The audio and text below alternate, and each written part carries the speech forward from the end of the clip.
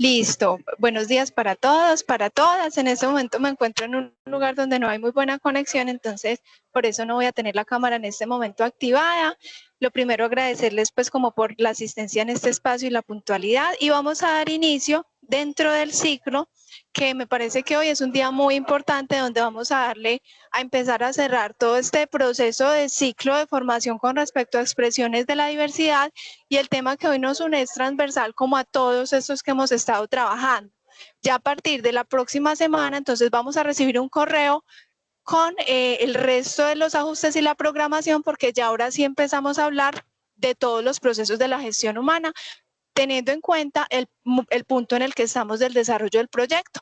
Uno es la definición de esas vacantes que vamos a empezar a perfilar para este proceso del proyecto, y para empezar ya con esta información que tenemos a priorizar estos grupos poblacionales y a revisar esos ajustes razonables que deben ser tenidos en cuenta antes de empezar cualquier proceso de reclutamiento y selección. Entonces, para el día de hoy nos va a acompañar Dani García. Dani, aquí te voy a dar pues como a ti la voz, y nos vas a estar acompañando pues durante este proceso del día de hoy, para que interactuemos a través de las preguntas que cada uno y cada una vaya teniendo alrededor del proceso. Entonces, dale, Dani. Bueno, buenos días. Primero quiero confirmar si me escuchan bien. ¿Sí? Sí, Bueno, sí. muchas gracias. Sí. Bueno, muchas gracias. Voy a compartir pantalla y me dicen si la están viendo.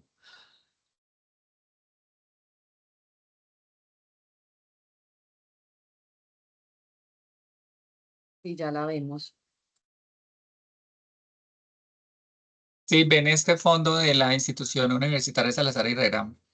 Sí. Sí, Bueno, ya estamos viendo la pantalla, Dani. bueno, como el ejercicio pasado estuve, pues, digamos, estuvo más presente Diana conmigo. Tengo entendido que voy a estar más bien como a cargo también de estar haciendo funcionar la presentación. Entonces no les voy a escuchar perdón, no les voy a dar como la manito levantada. Entonces les iré compartiendo como la presentación y que ustedes me hagan preguntas que podamos como interrumpir. Espero pues como también ser muy clara como en en lo que les traigo. Eh, Quisiera como señalar pues como que no es la verdad absoluta. Hay muchas maneras, como le decía Diana, de abordar el tema, dependiendo de los intereses que uno tenga, pues son muchas las formas de abordar el tema, como también ocurre cuando, por ejemplo, hablamos del tema de género. Eh, entonces, bueno, voy a voy a compartir este espacio con ustedes sobre el tema del género, las masculinidades y la idea de la transformación social, eh, en línea digamos, de las pautas como para manejar en el espacio. Pues sería importante que tengamos en cuenta respetar las opiniones, eh, pedir la palabra. eh, Generalmente hago, digamos, una invitación como a esta idea del disenso. La idea del disenso implica que no tenemos que estar de acuerdo. Algunas cosas que abordamos cuando tratamos estos temas, pues digamos que a través de la cultura lo hemos concebido de unas maneras distintas. Entonces es probable que sobre algunos elementos, aspectos que mencione, es probable que no estemos de acuerdo. Sin embargo, pues los expongo, es porque digamos que desde los estudios, aquí en este espacio, más que las consideraciones mías, es lo que se ha trabajado en términos de lo institucional, en términos de lo académico, en términos de las visiones también que nos han permitido mostrar las organizaciones sociales. Entonces, más que mi opinión, como les digo, es una recopilación de lo que se ha trabajado o de lo que se ha venido trabajando más bien. Y bueno, esta invitación sí es como muy en línea de lo que ya les decía ahorita, cuando les hablaba de esas opiniones. la opinión, de las investigaciones también. Y la invitación es a desaprender para volver a aprender. Entonces, bueno, no sé si hay algún comentario para darle paso entonces a la presentación. Entonces me indican si puedo avanzar o Sí, si puedes quieren avanzar. manifestar algo. Listo. Bueno, agradezco mucho también escucharles. En esta ocasión, pues, no voy a sugerir tanto el tema de la cámara porque, pues, no les vería, pero sí me siento más conectada con las personas cuando han prendido las cámaras, ¿cierto? Pero bueno, no les veo, entonces sí les pido eso, que si hay alguna inquietud frente a lo que estoy planteando, eh, me interrumpan, ¿cierto? Porque no les voy a estar viendo la manito levantada. Y Diana, pues la invitación también va para ti por si necesitas agregar algo, ¿vale? Claro que sí, Dani, muchas gracias. Bueno, acá también tengo mi agüita, mis cositas para hidratar la voz.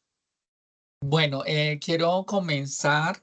Esto es como un ejercicio sencillito. Espero, espero en el transcurso de la presentación que podamos interactuar. A veces, quizás de pronto pueda resultar claro lo que se está explicando, lo que se está compartiendo.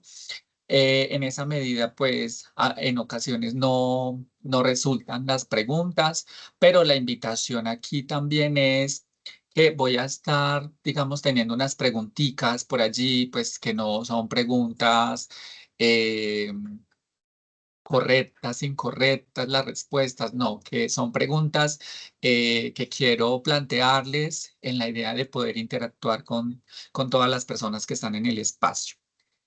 En este momento, entonces, quiero hacer una pregunta, quiero compartirles una pregunta y bueno, hay una, hay una cuestión ahí, es que no hay que pensarla mucho, ¿cierto? Es como una de las prácticas que quiero que en este momentico tengamos presente. Y ahí sí, entonces, bueno, como les reitero, la participación es muy importante para mí, sentirme conectada con las personas que están acá. La virtualidad nos ha acercado de manera relativa. Gusto más de los ejercicios presenciales, pero bueno, también es importante aprovechar la virtualidad para enlazarnos con personas que están, digamos, de manera remota. Entonces, el ejercicio, bueno, la primera pauta para esto que les voy a plantear es no pensar mucho en la idea que les voy a plantear, ¿sí? Como les decía, no pensar que entonces no voy a hablar porque entonces tengo el miedo de que hay una respuesta correcta y hay unas respuestas incorrectas. En estos temas, como son tan amplios, no hay respuestas correctas o incorrectas. Y voy a plantearles entonces el enunciado para que les pueda escuchar inmediatamente. Vale. La primera palabra que me viene a la mente cuando se dice masculinidad es, ¿quién me dice? Hombre. A mi hombre. Hombre. Hombre. Sí. ¿Qué más? Fuerza. Sí, Rudeza. rudeza, Valentía. valentía. Súper. Muchísimas gracias. Bueno, es lo que generalmente podemos escuchar cuando utilizamos esta expresión. Voy a contarles, acá es donde en esas partes, digamos, más como en las que quizás aparezcan como que no estemos de acuerdo, que no entendamos mucho o que no compartamos el parecer. Pero repito, pues es como lo que nos han compartido a partir de las investigaciones, de lo que han arrojado los estudios, de cómo se ha estudiado la cultura en términos de la ciencia antropológica, etcétera, etcétera, que la antropología es una de las ciencias, digamos, académicas que más se ha dado al estudio de las culturas, ¿cierto? Entonces, quiero que tengamos presente entonces que no es la masculinidad, ¿sí? Que no es la masculinidad. Entonces, no sé si algunas cosas de pronto ustedes las han considerado, otras no, las habrán escuchado, otras no. Algunas podrán ser, digamos, más comunes que otras quizás nunca las hayamos escuchado. La masculinidad no es un hecho biológico, ¿sí? Es lo que nos dicen las autoras y autores que han trabajado el tema cuando, repito, pensamos el estudio de las culturas, el estudio de las sociedades, las relaciones entre las personas. Ese sería el primer punto. No depende de los genitales con los que hayamos nacido. Ahorita, digamos, en el transcurso de la presentación, quizás algunas de estas frases, enunciados, van a tener un poco más de sentido cuando les coloque ciertos ejemplos, cuando les mencione ciertos aspectos. Eh, entonces, creo que tampoco, aunque se los presente como porque para mí es importante que lo tengamos en cuenta, ahorita a profundidad, digamos, con simples ejemplos cotidianos, con cositas que les expongas, quizás vamos teniéndolo un poco más claro, ¿cierto? La masculinidad no es la manifestación de una esencia interior, no está determinada ni por el alma ni por las energías.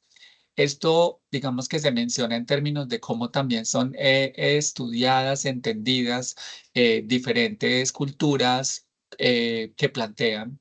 Por ejemplo, cuando uno habla de mm, personas como los Verdace en unas culturas son consideradas como personas eh, de ambos géneros y colocan allí en estas culturas como la idea de que la persona tiene un espíritu masculino y un espíritu masculino y femenino, ¿cierto? Ambos. Entonces, por esto relaciona esta idea de las esencias, esta idea de las almas, estas ideas de las energías, porque también estoy compartiendo como las cosmovisiones que tienen las personas dentro de las diferentes culturas. La masculinidad no es un conjunto de atributos propiedad de los varones. Como les decía, ahorita cuando les coloque ciertas cositas, ciertas situaciones, quizás vamos a entender un poco mejor a qué me refiero con esta idea. Y algo que es muy importante es que no es estática ni atemporal, es histórica. ¿Eso qué significa? Como concebimos hoy en día la masculinidad, no ha sido considerada de la misma manera a nivel de la historia, ¿sí? En términos históricos. Habrán algunas cosas, por ejemplo, como lo que ustedes mencionaban ahorita, con la idea de la fuerza, que sí creamos, que sí hayamos defendido, que ha sido permanente a lo largo de la historia, ¿cierto? La idea de que la masculinidad, de que la fuerza está asociada con la masculinidad, o la masculinidad asociada con la fuerza. Hay una cuestión acá y es que quiero compartirles también cómo es entendida la masculinidad desde una idea de un mandato, ¿cierto? Esa idea de la fuerza es un mandato tradicional que diferentes culturas lo han relacionado de esa manera. Eh, Cuando les decía que es un asunto, digamos que tiene un trasegar histórico, es porque diferentes fuentes permiten evidenciarlo de esa manera. Hay incluso acá es importante también tener en cuenta eh, la función, la función que han desplegado sobre todos estos temas los medios de comunicación. Pero allí lo que les plantearía de manera importante es que podamos considerar eh, qué función cumplen los medios de comunicación al transmitir los mensajes que transmiten. Esta imagen que les comparto aquí es una imagen de los años 50, 1950, que era una, digamos, una propaganda o una publicidad, o no sé, en un momento histórico en el que se estaba, digamos, muy en ascenso, en emergencia, esta idea del género, ¿sí?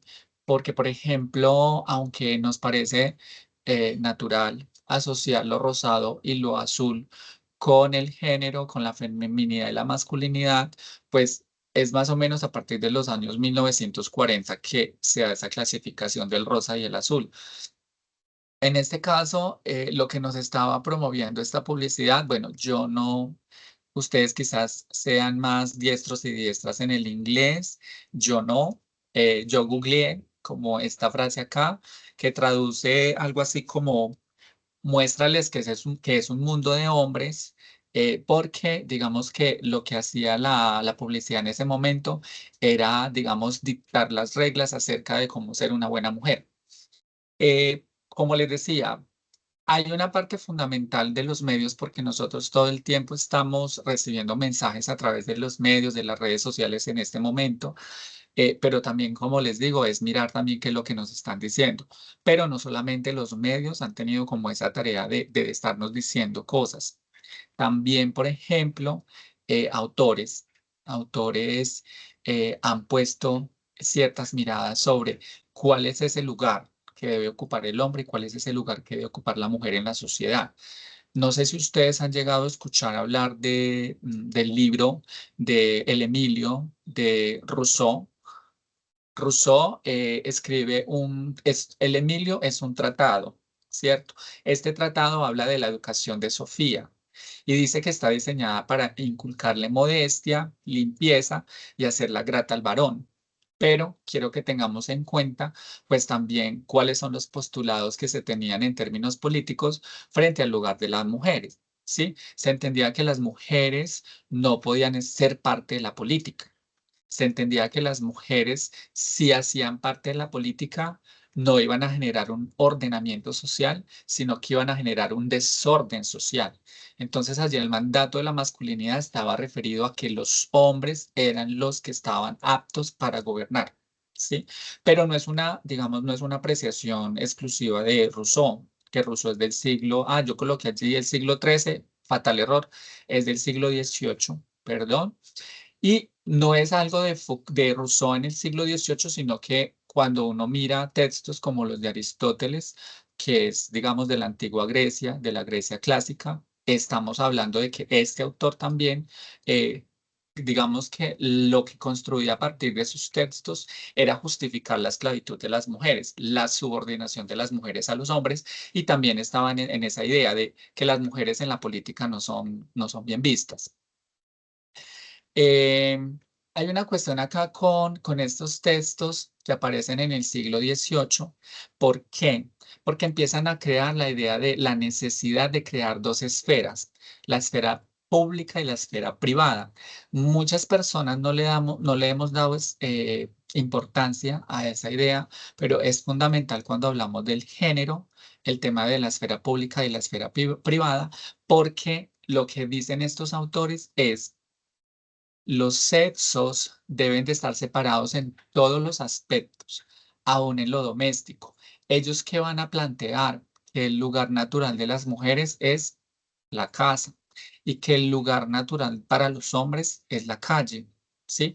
Por eso, y de ahí viene esa idea de, que creo que esa sí la hemos escuchado todas las personas que hemos estado acá, es las mujeres son de la casa, los hombres son de la calle. ¿Ustedes qué piensan? ¿Comparten conmigo que lo hemos escuchado o no? Sí, Dani. De hecho, yo desde muy, muy chiquita escuché esa frase en mi familia y era precisamente porque mis primos salían a una misma edad, pues tenían una edad similar a la mía y yo cuestionaba mucho porque yo no podía salir. Entonces mi tía siempre me decía, es que ellos son hombres y ellos sí pueden y una niña tiene que ser de su casa. Exacto. Entonces, miren, esto ha planteado muchísimos retos para el desenvolvimiento de las mujeres en el espacio público, porque incluso si lo vamos al tema del lenguaje, no sé si han hecho el ejercicio cuando nos meten también a través de los medios la idea de qué pendejada el lenguaje inclusivo, cuando nos están diciendo que tiene poca importancia, pero el lenguaje ha sido una trampa también, una estrategia política en la que asigna un lugar para las mujeres y un lugar para los hombres. Por ejemplo, no es común que encontremos en los diccionarios que mujer pública es una mujer puta y que un hombre público es un hombre importante, o es un personaje importante. Entonces, miren que es complejo porque cuando pensamos cómo se empiezan a dar las luchas de las mujeres por acceder a los escenarios públicos, pues era dificultoso, era porque se entendía que no deberían de estar en lo público, no deberían de estar en la calle. En ese sentido, creo que ha sido demostrado para todas y para todas las personas que estamos en este espacio, pues que ha cambiado, ¿cierto? Porque digamos que pueden estar en el espacio público, sin embargo, todavía tenemos que pensarnos cuáles lugares terminan siendo peligrosos para las mujeres, porque se supone que no es su espacio. Y que cuando estamos en el espacio público hablando de las mujeres, se creen también o se ha asumido que entonces estamos buscando hombres. No sé ustedes cuáles otros mandatos de masculinidad han escuchado. Decíamos que las mujeres son de la casa, los hombres son de la calle. No sé cuáles mandatos han escuchado ustedes que tenga relación directa también con los hombres.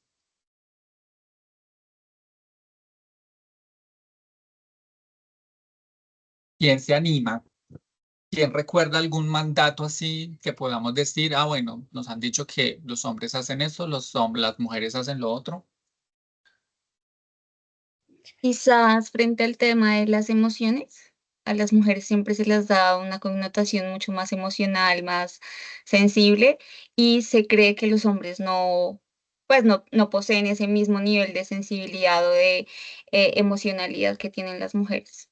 Exacto, no es como la idea de que pueda o no suceder, sino que se entiende como un mandato, como una norma, ¿cierto?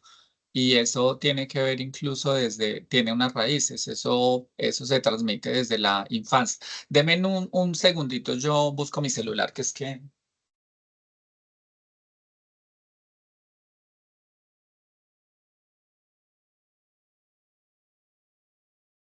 a veces hablo mucho y entonces se me va el tiempo. Bueno, eh, no sé si tenían presente esto, pero es importante entender que dentro de la cultura también ha sido considerado como mandatos de masculinidad. Lo digo porque lo hemos naturalizado, hemos cuestionado a los hombres que, digamos, no siguen ciertos patrones y en algunas culturas incluso algunas de estas formas son deseables. Aspiramos a ello. Por ejemplo, Dani, yo hola. quería ahí a decir algo, pues como ahorita cuando estabas preguntando como esos mandatos, pues y yéndome a otro lado, pues hay algo que siempre, pues que uno crece escuchando y es que dicen, por ejemplo, los hombres no lloran, Mm, o también los hombres son los proveedores del hogar. La mujer se queda en la casa cuidando a los niños y los hombres son los que traen el sustento a la casa. exacto, yo quiero que comprendamos esto en la dimensión de qué implica cuando no se cumple, ¿cierto? ¿Qué pasa cuando eso es una expectativa social que se deposita? En este caso estamos hablando de las masculinidades, pero digamos que en línea contraria, cuando hablamos también de esas reglas y normas que se le imponen a las mujeres, ¿cierto? Cuando no cumplimos con esos mandatos de autoridad, ¿qué pasa? ¿Qué pasa cuando estamos transgrediendo esas normas y esos mandatos sociales? Pero como les decía, digamos ahora viniendo a este tema de los mandatos y de lo que la sociedad admira, valora en línea de que los hombres no vayan a perder la hombría, porque es lo que se escucha frente a estos asuntos. Cuando alguien no lo hace, es visto como menos hombre. Todavía seguimos considerando y aprobamos, muchas personas lo aprueban, el acoso, los piropos y demás formas que se den. Si pensamos, por poner un ejemplo, si pensamos esto en el espacio público. Entonces vemos muy hombre, aunque nos incomode, a algunas personas que lo están recibiendo, a otras les parecerá muy masculino que estén piropeando, que estén acosando, que les estén diciendo cosas. En estos días mostraban una imagen de una mujer policía creo que era en un estadio, porque habían pues como barras. Y entonces, bueno, esta mujer policía era pues como diríamos culturalmente muy mamacita. Entonces los hombres pues se saltaban como todo lo que incluso en lo que comporta cultural y social y políticamente tener este uniforme de policía, y ellos como que empiezan a acosarla.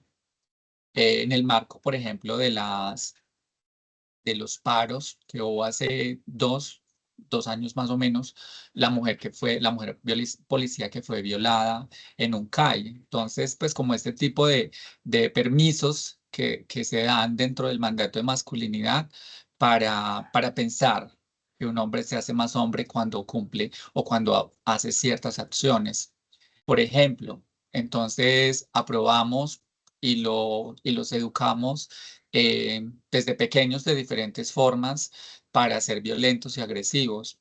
Hay una autora que me gusta mucho que se llama Bell Hooks, es una mujer afroamericana y ella habla también de este momento en el que, pensando en que las mamás sean las cuidadoras, las que están al pendiente de la casa, ella plantea la idea de en qué momento las mamás inyectan la idea de la violencia en los niños, ¿sí? Pensando, digamos, de manera muy sesgada, pues muy sesgada, no muy, sí, muy en términos de cómo les dan la educación a los niños y a las niñas, eh, en la idea de cómo son de violentas frente a los niños, en la idea de pues cómo deben de comportarse y de que deben de aprender a ser muy fuertes.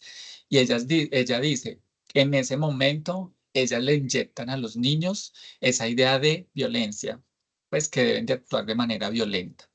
Pero digamos que en este marco, digamos, y estando en el lugar que estoy, pues también quiero exponer, porque muchas veces no se percibe de esa manera, que también en ciertos espacios, territorios, también el golpear gays se ve como un ejercicio que potencia el desarrollo de la masculinidad. Es como que aumenta entre más gays golpeo. Y lo hemos vivido y algunas personas, algunos hombres nos dicen eso. Primero, que nos van a enseñar a ser hombres. Segundo, que tienen el derecho ellos de castigarnos porque somos poco hombres, etcétera, etcétera. Pero también existe dentro de nuestra cultura el usar las palabrotas, ¿cierto? Pues lo que ustedes yo creo que me entienden con el tema del concepto de palabrotas, y es que entonces vemos muy hombres a los hombres cuando entonces dicen un montón de vulgaridades y entonces es como admisible. En otras culturas, quizás no seamos tan cercanos y cercanas a esa idea, hay unos rituales en términos de las culturas que se supone dan inicio o dan cambio de la niñez o sea, de la idea de dejar de ser niño a la idea de hacerse hombres. Y allí aparece el tema de la circuncisión. No sé si ustedes saben qué es la circuncisión.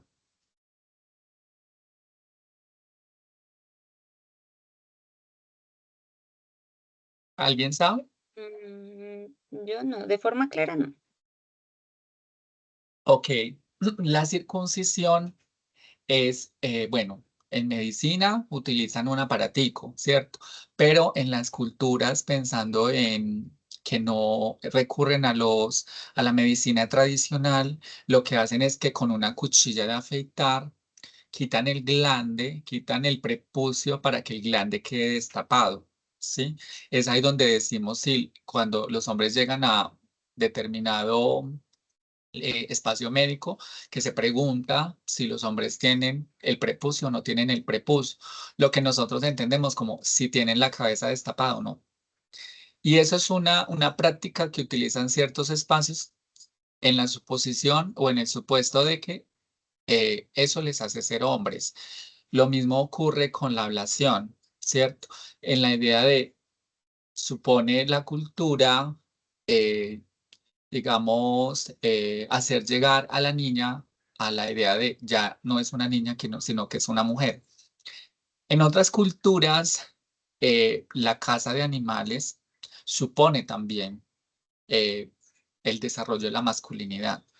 Eh, Acá, digamos que tomo una cita textual de una revista de Nat Geo que hablaba sobre el tema del género y la madrastra de un chico decía, hablando de su hijo o de su hijastro más bien, ella decía que no es que no nos gusten los hombres que no casan, pero sí valoramos más los que sí casan, ¿sí? Como que les refuerza, como que les empieza a dejar por sentado, a dejar por claro que realmente sí se trata de un hombre, ¿cierto? No lo deja como en duda. Eh, no sé si son cercanas a esta idea también de dentro de esos mandatos de masculinidad, creemos que la iniciación sexual, estoy hablando incluso ya de espacios más céntricos, que la iniciación sexual de los hombres debe ser en burdeles, ¿cierto? A través del uso de mujeres prostis. Y allí incluso, bueno, no sé si lo han escuchado, pero hay una cuestión allí con los chicos, con los hombres que se empiezan a reconocer como gays, y es que los papás, las mamás, las familias incentivan que ellos lleguen a estos espacios para que prueben mujeres y para que sepan qué es lo que es, digamos, viable o correcto dentro de su sexualidad. Entonces, a muchos de los hombres gays los han obligado a tener relaciones con prostis porque se supone que eso también los convierte en hombres. Más alejado de la realidad no puede ser. Hay una cuestión y aquí también quiero, aunque yo sé que quizás nos haga, nos raye, ¿cierto? Porque quizás no lo compartamos, pero eso no quiere decir que culturalmente no sea visto de esa manera y está relacionado con la violación. La violación a mujeres por parte de hombres también es considerado como un asunto de reforzamiento de la masculinidad.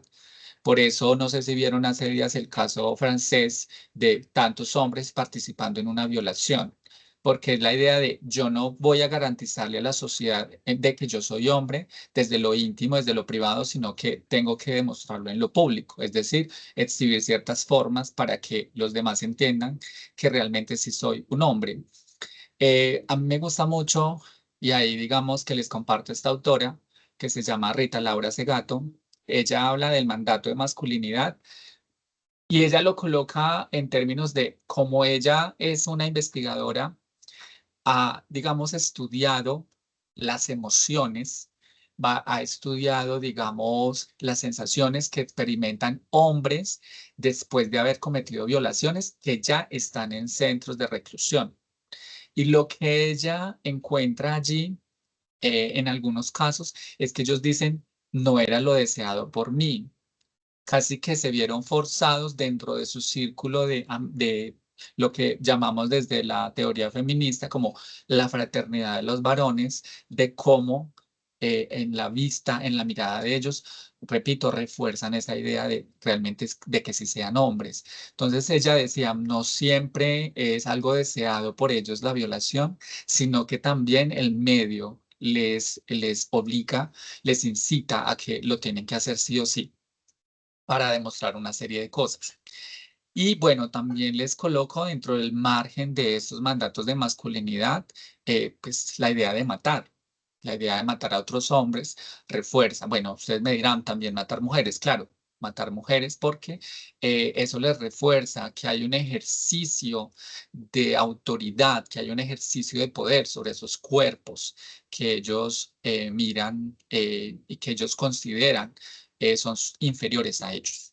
Entonces, este ejercicio de matar también en algunas culturas son consideradas como formas de valorización de la masculinidad. No sé si hay alguna pregunta.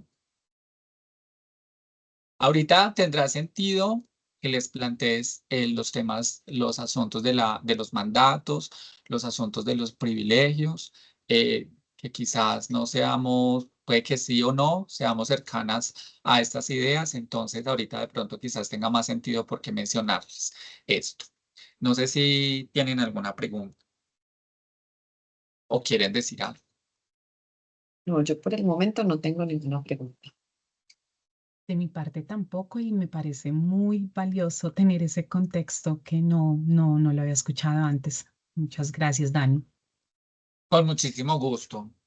Listo. Entonces, bueno, ahí como les digo, eh, alguien supondría que al hablar de masculinidades alternativas, de masculinidades en términos de lo plural, entonces que quienes han hablado sobre estos temas es única y específicamente hombres, y no es del todo cierto. Eh, no traigo esas autoras como son autoras trans, eh, transgénero, transexuales, travestis, no las traigo porque, porque no, porque las utilizo en otro momento. Eh, pero digamos que ciertas personas desde nuestras experiencias de vida hemos cuestionado esos mandatos de masculinidad y digamos que de una u otra manera como tenemos muy claro cuáles son esos mandatos, ¿cierto? Porque nos han dicho desde pequeñas cómo se llega a ser hombre y cómo no se llega a ser hombre. Quiero compartirles estas palabras de Elizabeth Badinter. Es una estudiosa también del tema, tiene un trabajo que se llama XY, Identidad Masculina. Recordemos que en términos de constitución biológica, también se supone que hay un cromosoma Y que nos hace ser masculinos. Por eso les decía ahorita que la masculinidad no es un asunto biológico, pero digamos que desde el saber médico sí se ha hecho una lectura de que tenemos órganos masculinos y femeninos. Eh, la masculinidad no se desarrolla a partir de un cromosoma porque específicamente los cuerpos no tienen única y exclusivamente esta clasificación, los cuerpos que llamamos hombres. Cuando hablamos de el asunto cromosómico dentro del cuerpo, no está en la representación que la medicina nos lo ha planteado de manera tan dividida, como los hombres así, las mujeres así, sino que empiezan a haber unos estudios que nos muestran un cruce de esos asuntos que tienen que ver con la genética y con la biología. Pero quiero compartirles específicamente las palabras de Elizabeth porque, bueno, una les comparte como estos argumentos, pues porque una encuentra que desde la experiencia de una lo ha sentido y lo ha experimentado de esa manera. Ella nos dice, la orden tantas veces oída de sé un hombre implica que no es algo que se dé por sentado y que la virilidad puede no ser tan natural como se pretende. Y significa además que el hecho de detentar un cromosoma Y u órganos sexuales masculinos no basta para circunscribir al macho humano. ¿Sí? Ellas van a estar bueno, hay diferentes autoras y autores que van a estar en la línea de estar cuestionando los asuntos biológicos o más bien que sean biologizados, porque ellas dicen, siempre allí va a haber una interpretación de un ser humano cuando está analizando los cuerpos, cuando está entendiendo ese orden natural, hay una interpretación allí. Entonces ellas van a cuestionar también esas interpretaciones. ¿Por qué? Pues porque ahorita les voy a mostrar un concepto que se llama androcentrismo y ellas van a decir, desde el androcentrismo, pues son ellos quienes han hablado sobre el cuerpo. Incluso han sido tan avesados que han hablado del cuerpo de las mujeres. Y el reclamo que uno diría ahí es, ¿cómo van a hablar de un cuerpo que no tienen? De un cuerpo que no poseen, ¿sí? Entonces, en esas lógicas que nos movemos, a quién habla, qué dice, cómo lo dice. Bueno, Dani, hola. hola, hay algo que me surge luego de leerla, es que también no solamente es algo que pues, como que va en línea a que todo el tiempo se tiene que estar demostrando que es lo suficientemente hombre. Entonces, es un concepto que siempre está como en tela de juicio y que los hombres buscan como todo el tiempo reforzar esa idea de soy hombre, soy masculino, soy fuerte, eh, o sea, cumplo con esos estándares. Exacto, sí. Yo utilizo bueno, no solamente yo, pues no, tampoco fui la que inventé esta expresión. La he escuchado, no la he, digamos, visto de manera literal escrita en algún documento, pero quiero hablarles de la masculinidad tóxica, ¿sí? No sé si han llegado a escuchar esa expresión. No, la verdad, yo no lo había Sí, escuchado. no. Ok, bueno, ya más o menos van a entender desde la teoría crítica y desde los estudios de género a qué se les llama masculinidad tóxica, ¿cierto? No, como les digo, no es como muy recurrente uno encontrarlo en textos, pero digamos que sí se hace mucho uso de la expresión para indicar cierta, digamos que la forma de masculinidad que se espera, esa podría entrar dentro del círculo de la idea de masculinidad tóxica, pero ya les voy a mostrar más o menos a qué me refiero con eso. Hay una cuestión acá que también quiero en términos de ofrecer claridades, en términos de desmontar como imaginarios que tengamos en este asunto de la masculinidad o de las nuevas masculinidades, porque lo quiero conectar también con lo que les decía al principio, ¿cierto? No es un hecho biológico, no se conecta con cuáles genitales tienes, no. Y ya, digamos que llega el momento en que pueda ejemplificarles a qué nos referimos cuando hacemos ese tipo bueno, cuando compartimos ese tipo de enunciados, ¿cierto? Porque también creemos en que la masculinidad es depositaria de determinado cuerpo, pensando en los varones, como les decía al principio, no es un asunto, no es un atributo de los varones. Voy a mostrarles algunos ejemplos. Con estas imágenes hacen parte de la investigación que hace Nat Geo, que imagino que lo han escuchado, de la National Geographic. Ellos hicieron en 2017 bueno, probablemente en otros tomos hayan tocado, abordado el tema, pero este específicamente le llamaron la revolución del género. Para mí fue importante porque, bueno, son de estas instituciones representativas y significativas en términos de lo social que están abordando el tema de la intersexualidad de una manera muy amplia, el tema de la transexualidad de una manera muy amplia, ¿sí? Diferente a como siempre nos la han pintado. Incluso en ese momento la portada de este tomo, La Revolución del Género, fue una niña trans y muchas personas que tenían suscripción a la revista, se retiraron, que porque la entidad estaba avalando este tipo de personas como lo manifestaba la crítica. Entonces, a mí me pareció súper valioso que empiecen a visibilizar otras expresiones del cuerpo, del género, de la sexualidad, de una manera tan propositiva como lo estaban haciendo, como lo hizo la revista en ese momento. Como les digo, puede que lo hayan hecho en otro momento, pero pues yo leí esa revista. Y desde allí nos mostraban entonces estos ejercicios de la masculinidad, ¿cierto? Entonces, esos rituales que hay en ciertos espacios en los que, como, bueno, acá decía que lo que se buscaba era el efecto contrario que uno puede esperar, ¿cierto? Aunque vemos una imagen de dos chicos peleando, lo que dice el relato de la historia es que hacen esos ejercicios es para intentar no generar o no fomentar la agresividad, sino como que todo lo contrario, como que las personas empiecen a autocontrolarse, ¿cierto? Esta otra imagen del chico de los Estados Unidos, pues creo que no es ajena a nosotros y a nosotras porque, pues, digamos que está en furor ahorita el tema de cómo debe ser ese cuerpo masculino, eh, qué cuerpos debemos nombrar desde la masculinidad y lo que ustedes mencionaban al principio, pues como esa relación entre la masculinidad y la fuerza, ¿cierto? Como un sinónimo. Pero acá quiero plantearles, bueno, no para que, bueno, no sé si ustedes se han pensado qué tipo de personas representan esa forma de masculinidad.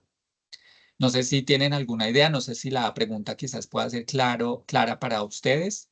No sé si entienden algo, pues porque a veces una plantea como, esta sí es una pregunta pues como muy mía, la idea de a lo que les quiero llevar ahorita, pero no sé si les sugiere algo, si me quieran compartir algo, si les puede parecer a algo o si se arriesgan también, porque como les decía ahorita, no es un asunto de que es correcto o incorrecto. No sé quién, si alguien les sugiere alguna idea.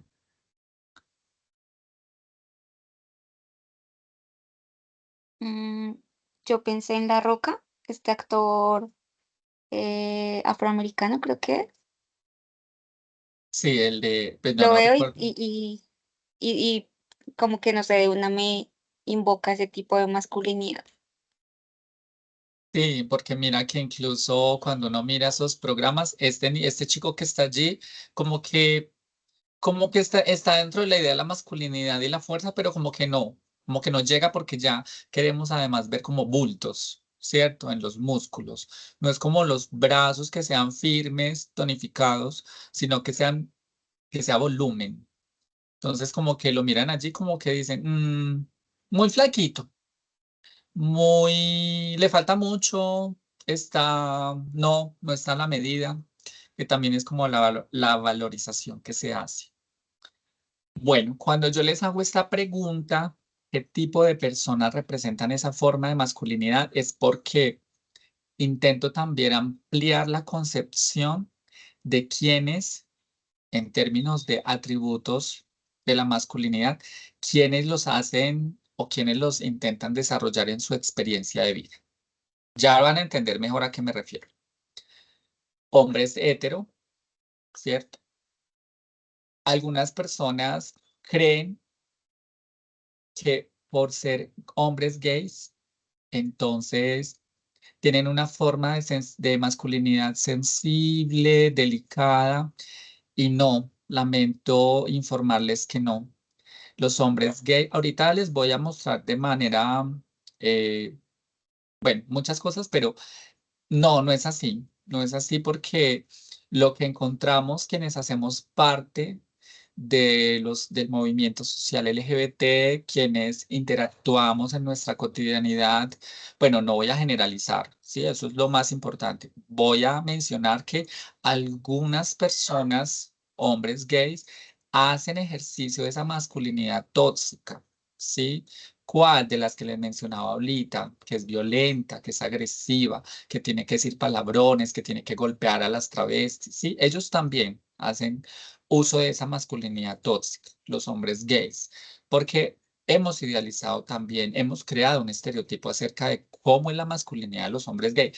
Hemos llegado a decir incluso que un hombre gay, pues que ya no es gay, perdón, que ya no es hombre o que es menos hombre. Pero cuando uno mira esos ejercicios de la masculinidad, uno dice, realmente desarrollan esa masculinidad tóxica.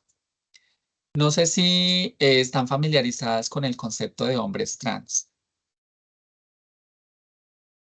¿Quiénes son los hombres trans? ¿Quién me dice?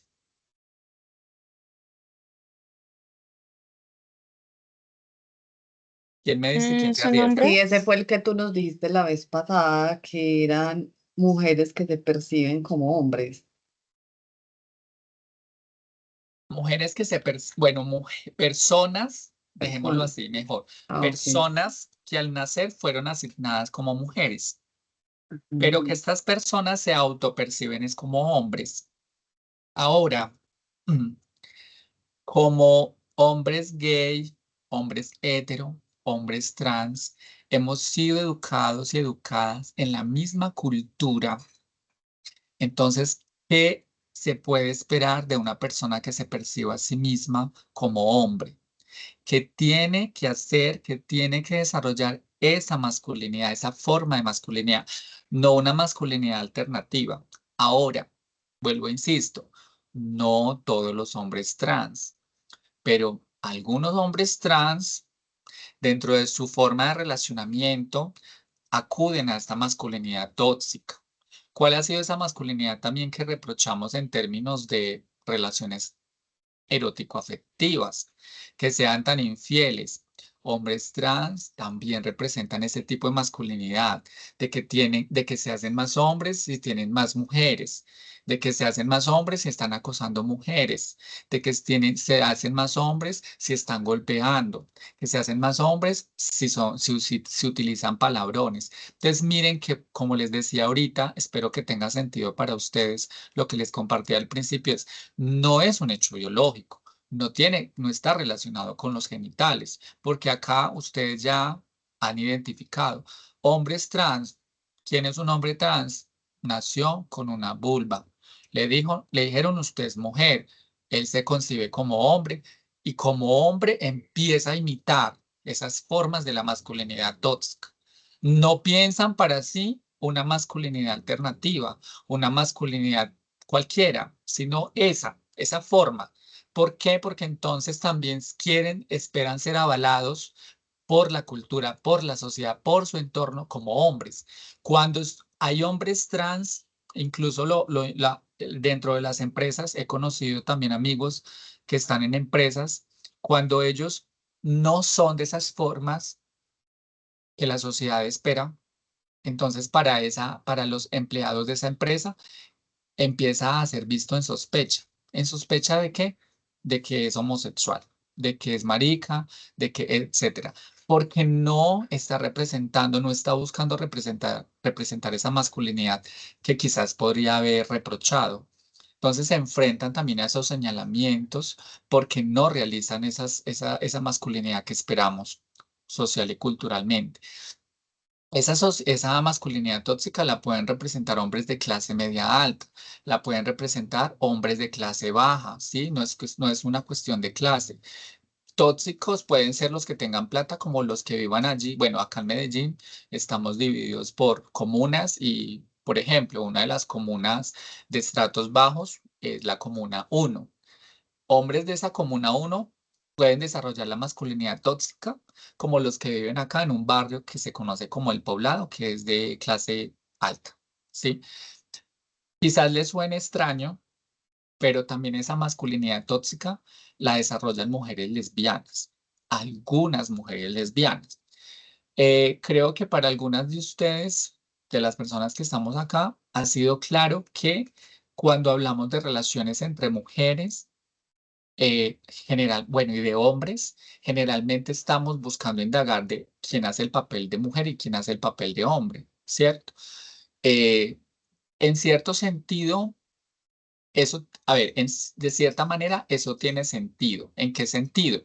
En el hecho de cuando hay ciertas relaciones entre mujeres lesbianas, hay una que en ocasiones tiene esas formas de masculinidad. ¿Por qué? Porque es la que golpea a su pareja mujer, es la que trabaja en ejercicios de machos, la que es mecánica, la que es, no sé, la forma de tratar, la forma de comportarse recurre y podría estar en línea de esa masculinidad tóxica, como les digo, agresiva, violenta, etcétera, etcétera. Entonces, bueno, y entre otros. Y ahí quería compartirles un concepto de esta mujer que ya les mencioné ahorita, se llama Bell Hooks. Bell Hooks utiliza el concepto de violencia patriarcal. ¿Para qué indica la violencia patriarcal? ¿A qué se refiere ella con violencia patriarcal? Ella va a decir que no es la violencia, digamos, tradicional como la hemos entendido, la violencia doméstica. El hombre le pega a la mujer. No. Con violencia patriarcal ella entiende que una mujer le pegue a otra mujer, como les estoy contando acá con el ejemplo de esas posibles parejas de mujeres lesbianas, que una agrede a la otra bajo esas formas de ejercicio masculino de ser violento, ¿cierto? Y cuando digo esto no es porque las mujeres no puedan ser violentas, sino porque esas formas de actuar desde la violencia responden como a esas formas tradicionales en que hemos visto que un hombre golpea a otra mujer.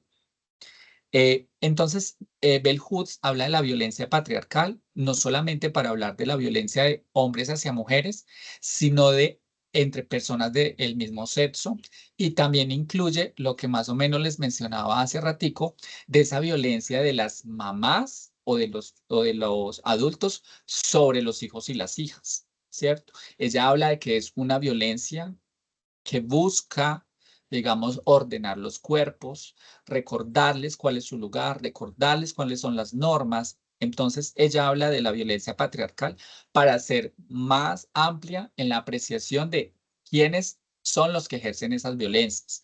Hombres gays en sus relaciones de pareja también realizan formas de violencia, también tienen ciertas formas de violencia. Hemos idealizado, hemos hablado desde ciertos lugares sobre las relaciones entre personas del mismo sexo, pero también, digamos, hemos estado equivocadas, equivocados. Pero quiero que tengamos en cuenta, compañeros y compañeras, estamos hablando no hacemos, perdón, hacemos parte de la sociedad. No estamos educados, no estamos siendo educados y educadas en una burbuja por allá afuera de la sociedad. Estamos en la misma sociedad y por ende aprendemos como esas costumbres. En este caso, como les digo, esas formas tóxicas de relacionamiento. No sé si hay alguna pregunta, no sé si estoy siendo clara.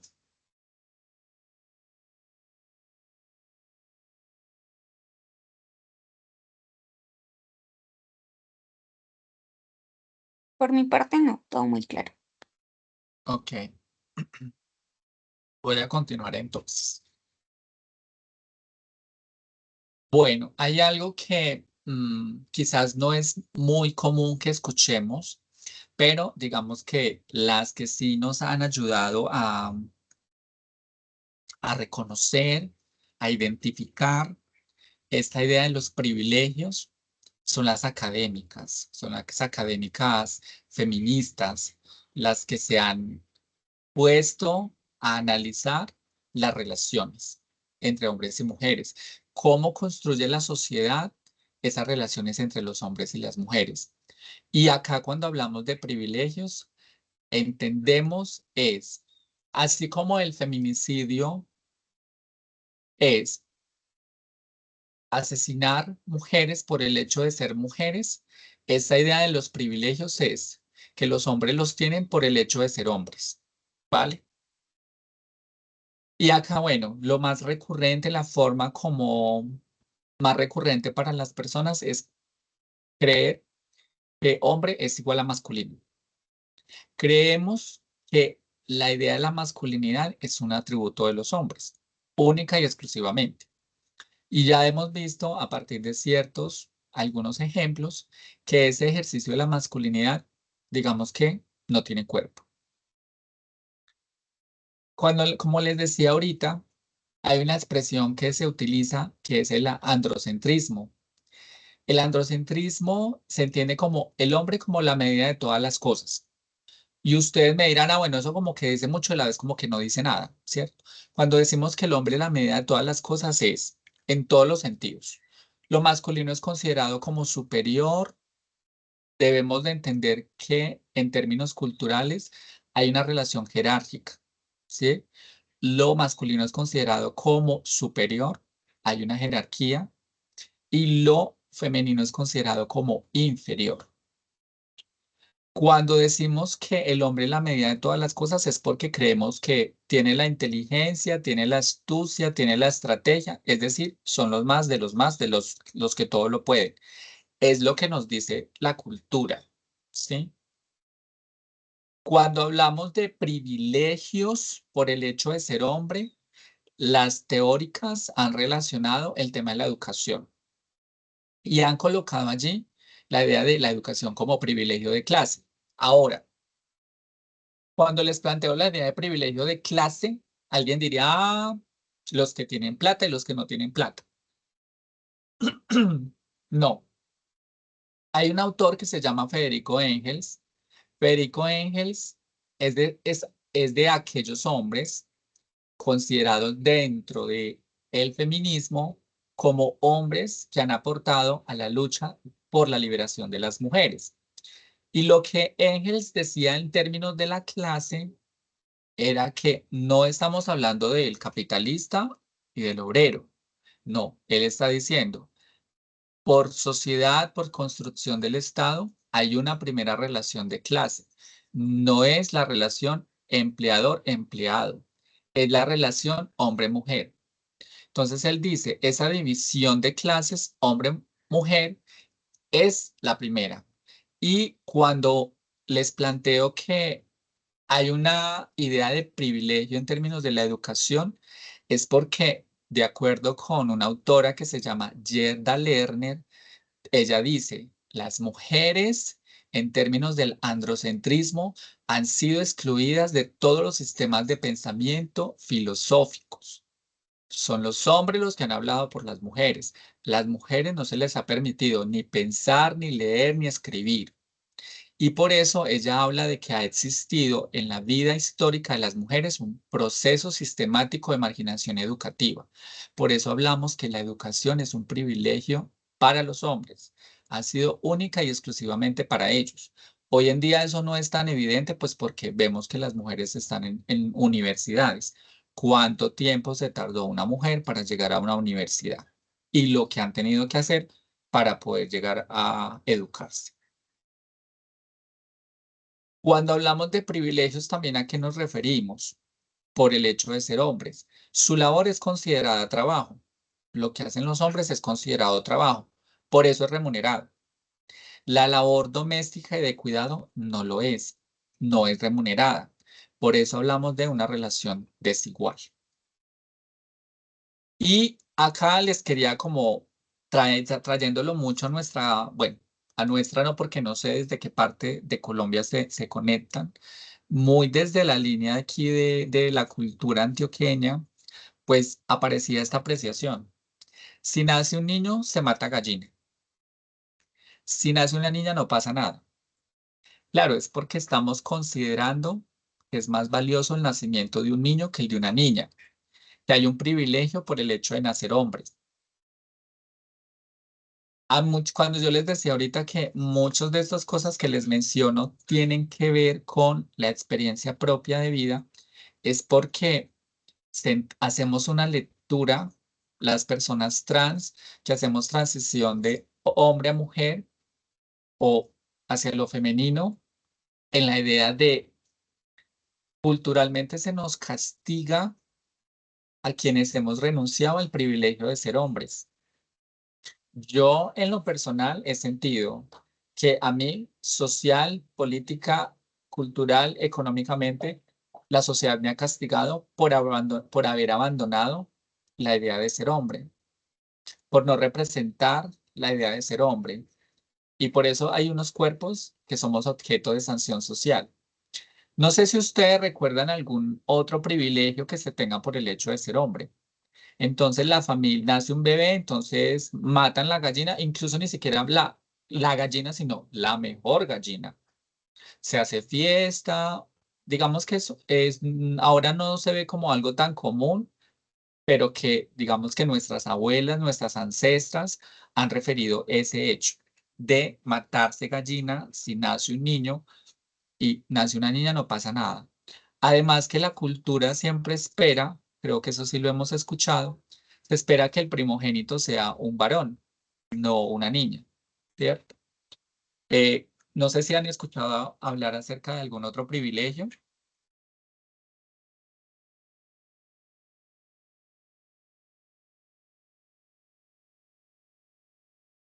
No, No, vale. Pero bueno, es importante que tengamos presente que hay una idea de privilegio por el hecho de ser hombre, ¿sí? Socialmente. Por Ahora ahí quiero, tenían, Danixa, creo que ibas a decir algo, mi Dani. Sí, le iba a mencionar que, por ejemplo, en el caso de mi familia, las, por parte de mi mamá, las primeras tres hijos, pero mujeres, fueron tres niñas.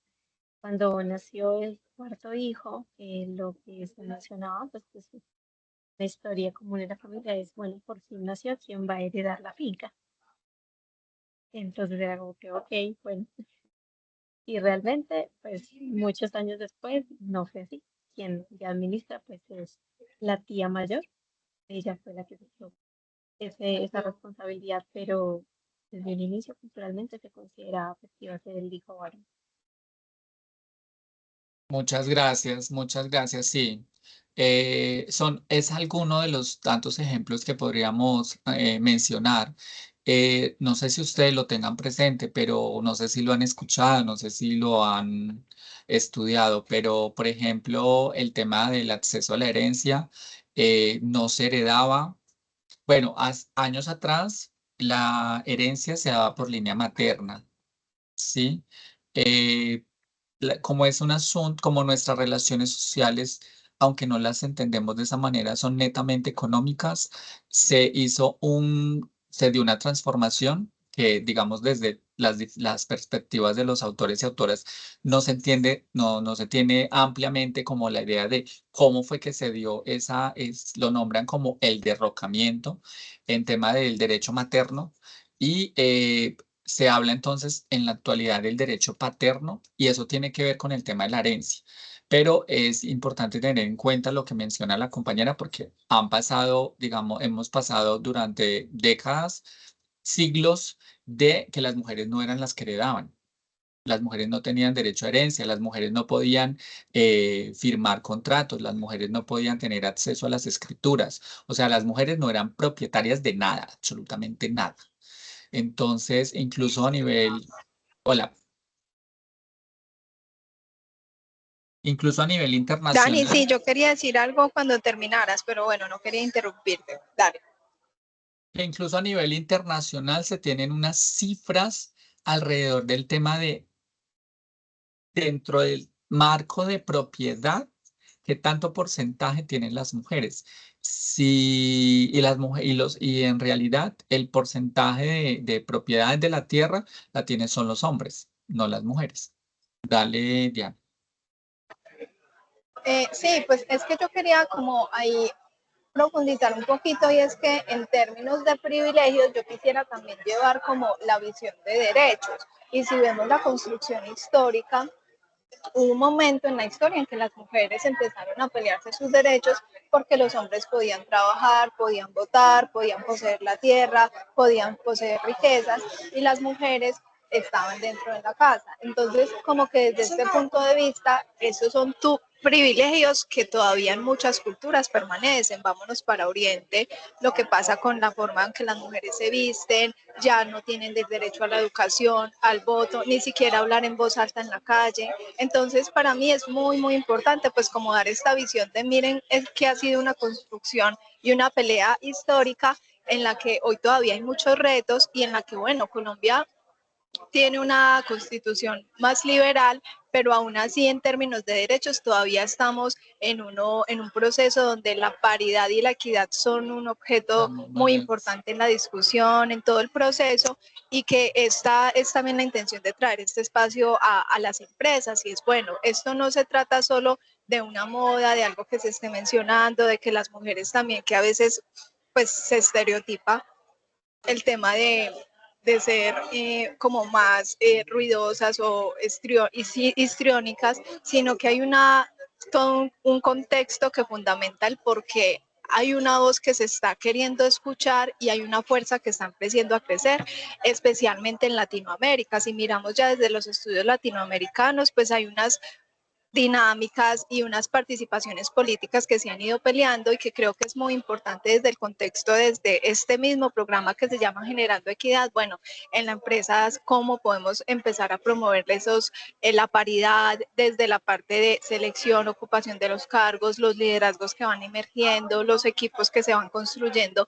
a nivel formal e informal, las conversaciones que se van teniendo, que de esas conversaciones se van normalizando, porque si vamos a verlo desde el punto de vista de los privilegios, todavía hay algunos que marcan grandes brechas, pero que yo no quisiera dejarlo solo como privilegios por el concepto, sino por miren el contexto histórico, desde que surgieron los derechos humanos con la Revolución Francesa, esos derechos fueron otorgados para los hombres, entonces ha sido como todo un proceso el poder tener la posibilidad de que tengamos voz, tengamos voto, podamos empezar a estudiar, a trabajar, eso nos da un acceso a un ingreso y eso nos ha ido paulatinamente pues como dando otros accesos a tener una mejor calidad de vida e independencia, pero que aún así pues hay grandes brechas que permanecen. Solo quería como parar aquí porque creo que es muy importante también como darle ampliar un poquito el foco de la visión. Listo, Diana, gracias. Bueno, una de las salvedades en términos de cómo, sobre el tema que estamos abordando, es que a partir de de este compartir, a partir de esta información, pues digamos que lo que no queremos que se entienda es que entonces ahora se trata de invertir los papeles, como muestra la imagen, ¿cierto? Entonces ya quién va a servir a quién, entonces ya quién va a doblegar a quién, ya quién va a subordinar a quién. Esto hace parte, esta idea de, entonces la idea es invertir los papeles, de que ahora entonces las mujeres sean las dueñas y señoras del mundo, pues son visiones que ofrecen algunos hombres que creen que están ante el riesgo de perder los privilegios. Entonces defienden el statu quo, ¿sí? De no cambiar las cosas porque entonces no quieren. Pues quién que tenga privilegios va a querer perder los privilegios. Es como lo que podemos pensarnos también. Pero entonces acá con la propuesta de de estos procesos de formación, no es entonces indicar también que queremos entonces lo contrario, que entonces ya el que ha sido subordinador, entonces queremos que pase a ser el subordinado. No, queremos es que haya una transformación social en que las relaciones sean menos violentas.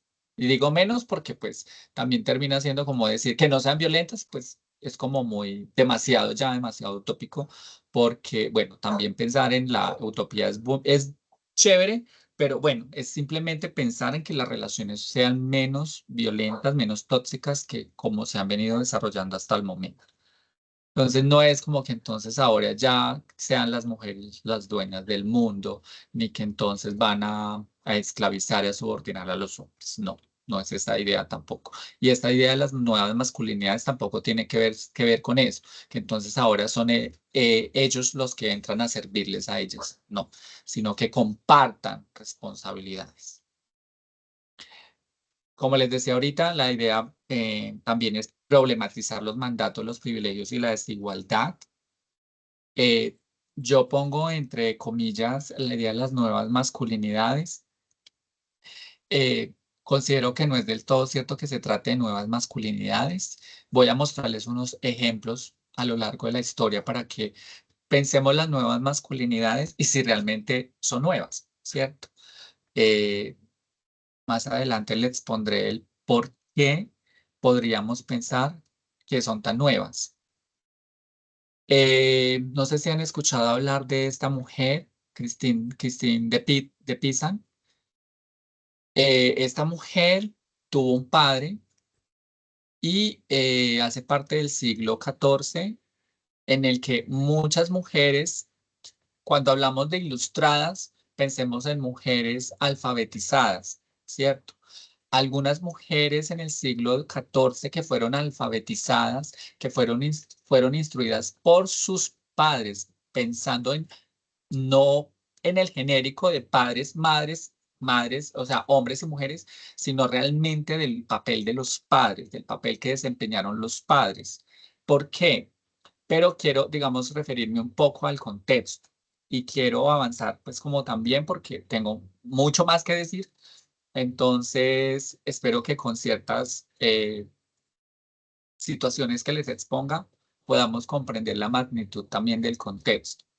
Como les decía ahorita, en línea de lo que plantea Gerda Lerner, pues siendo las mujeres excluidas históricamente del acceso a la educación, aparecían unos padres, ¿sí? Que decían, yo no quiero esto para mi hija, ¿cierto? Es allí estos hombres que se están pensando también su lugar. El contexto les está diciendo, usted no puede hacerlo. Las hijas suyas no se van a educar, se van a educar los hombres. Pero que como estos padres, miren, siglo XIV, porque es que pensamos que entonces estamos pensando de manera diferente ahorita. No, hay hombres que se han pensado su lugar dentro de la sociedad de una manera diferente, que se han cuestionado su rol como padres. ¿Qué es lo que quiero yo como padre para mi hija? Claro, hoy en día vemos a padres que que comparten el tema de la enseñanza con sus hijos y sus hijas, pero eso no es algo nuevo. Estos hombres se pensaron el lugar de sus hijas en la sociedad. La sociedad me dice que quiero hacer brutas, que debo de hacer brutas a mis hijas. Yo no quiero eso para mis hijas. Es lo que se pensaban ellos también en el siglo XIV. Siglo XIV, año 1300, entre 1300 y 1400. ¿Sí? O sea, no es tan nuevo como pensamos. Hay una película que muestra como esto que quiero contarles, pero pues no es porque sea la película ni porque entonces es una película, no. Las películas pueden recibir muchas críticas. Las películas a veces nos muestran como parte realidad, parte no, parte ficción. Pero lo que nos cuenta Gerda Lerner es que algunas pocas mujeres judías que conocemos por su formación fueron educadas por sus padres, miren que reitera la idea, o en ocasiones por sus maridos. También el mandato que la sociedad le ha mandado a los hombres es, entonces no eduquen a las mujeres, entonces no las manden a estudiar. Pero como también estos hombres que están casados con unas mujeres no ven a su mujer, bueno, suena muy feo, no ven a su mujer, no ven a su compañera sentimental como un objeto, como algo inferior, sino que entienden que tienen tantos derechos como ellos. Entonces también es pensarnos el papel que algunos maridos han tenido en la relación con sus esposas. No siempre los hombres han querido la subordinación de las mujeres. Podemos encontrarlo de manera muy genérica, pero también debemos de pensar las particularidades. Está bien, no son comunes, pero entonces es ahí donde se rompe con el molde de los hombres son así. Es importante tener en cuenta esto, que no son los hombres de ahorita los que se han pensado nuevas formas de relacionamiento. ¿Qué pasa? Son menos comunes al momento de mostrarles. Y bueno, en la experiencia que hemos tenido al trabajar con algunas empresas, hemos encontrado allí algunos pocos hombres que nos han contado que son objeto de violencia por parte de sus compañeros de trabajo, porque son los que cocinan, porque son los que lavan, porque etcétera, etcétera. Y viene un reproche social contra ellos porque entonces los otros hombres, la fraternidad de los varones, les están diciendo, discúlpenme la expresión, es que ustedes son unos huevones, ¿cierto? Es el común en el lenguaje, que es lo que escuchamos. Cuando un hombre hace algo diferente, inmediatamente viene el cuestionamiento social. A mí lo que me sorprende dentro de estos hombres o masculinidades alternativas es que teso también cómo transgredir esos mandatos sociales de hombría, cómo permanecer ellos sin también incluso llegar a dudar de su hombría, que podría ser también el riesgo, no sabemos cómo, no he conversado con nadie, pero también esas preguntas que se puedan hacer ellos internamente. Entonces, ¿cómo hago esto diferente? Entonces soy menos hombre, ¿dónde me coloco? Etcétera, etcétera. Quiero contarles también de este hombre, no sé si lo han escuchado, se llama Condorcet. Condorcet hace parte de la Revolución Francesa, ya siglo XVIII, año 1701-1800, en los que en el momento en el que se estaba gestando, como decía Diana, la revolución por los derechos humanos, pero este hombre detecta que los revolucionarios querían permanecer en situación de subordinación a las mujeres. Y él lo que decía es, yo no puedo creer que le estemos negando y privando a las mujeres de los derechos civiles y políticos, que era lo que se estaba reclamando en ese momento. Entonces, miren que si hay hombres que han cuestionado esos otros mandatos de masculinidad. Claro, quizás haya sido algunas teóricas dirán, no hizo lo suficiente, pero es importante pensarnos esos contextos tan violentos en los que las personas están haciendo algo alternativo, no quiere decir que una persona vaya a cambiar el mundo. Necesitamos muchas personas en función de un mismo objetivo. Te quería también traerles esta persona, se llama John Stuart Mill. Él estuvo casado con una mujer que se llamaba Harriet Taylor. es lo que nos cuenta Carol Peyman, porque Carol Peyman va a hacer una crítica a la idea de la benevolencia. Resulta de que Stuart Mill estaba casado con esta mujer y él renuncia al uso de la violencia contra ella, contra su esposa. Quizás hay muchas críticas porque, digamos, desde ciertos puntos de vista, él cree en la subordinación de las mujeres en el matrimonio, pero renuncia al uso de la violencia. Sin embargo, lo que me parece importante también como plantear esa crítica, porque como les digo, cómo pensarnos esas masculinidades en contextos tan violentos, pero también cómo ellos tienen las alternativas como a la mano. ¿En qué sentido? Carol Peyman dice, este hombre renuncia a la violencia, tan benevolente. Pero ella dice, esa idea de benevolencia no quiere decir que en el momento en el que él pueda llegar a hacer uso de esa fuerza, de esa violencia, no quiere decir que no la pueda desplegar sobre la mujer. ¿Por qué? Porque está avalado socialmente el uso, bueno, hablando de ese momento, de la época de la que son estas personas. Entonces ella hace esa crítica. Sí, los hombres pueden renunciar a muchas cosas de ejercicios violentos frente a las mujeres, pero como está avalado socialmente, ¿en qué momento pueden recurrir a ella? Entonces suena muy bonito, pero hay que tener presente que social, culturalmente está avalado, está aprobado o es lo que se podría esperar de ellos. Que el momento en que lo haga, pues como quien dice, la hermandad de los varones diría, lo recuperamos. El mito.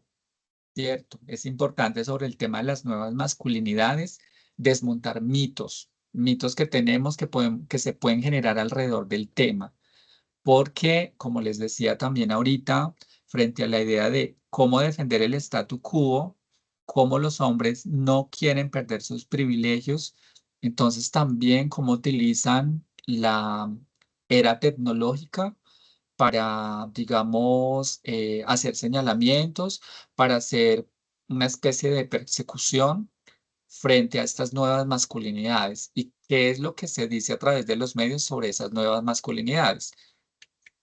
Yo nombro esto como la sociedad homofóbica, ¿cierto? Ya quizás voy a mostrarles por qué traigo a colación esa idea. Creemos que el hombre que cocina es gay, ¿sí? Es incluso uno de los aspectos que aparecen en ciertas religiones fundamentalistas que creen que la subordinación de las mujeres es natural, que creen que el lugar de las mujeres natural es la cocina y cuando las mujeres no son las que están asumiendo ese papel, sino que son hombres, entonces llega el señalamiento social.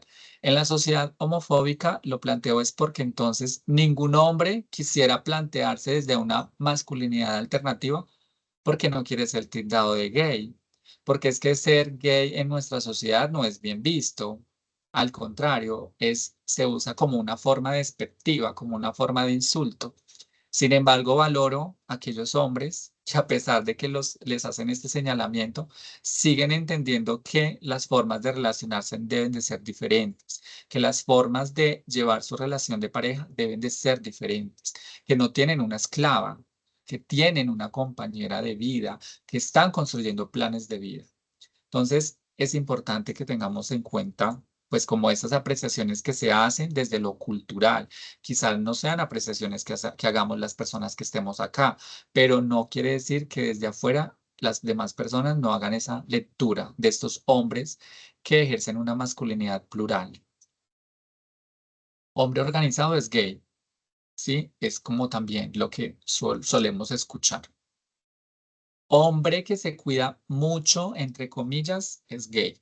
Ahí es donde uno dice, bueno, ¿qué tanto el hombre se puede cuidar? ¿Será que un hombre tiene derecho a cuidarse? ¿Será que podemos pensar en que sea un derecho el que nos podamos cuidar y que eso no tenga como un nivel de más o menos? Hombre cuidador es gay. Es como el paradigma social que se tiene frente al tema. Hay una cuestión que hemos ignorado también frente a la idea de hablar de los privilegios.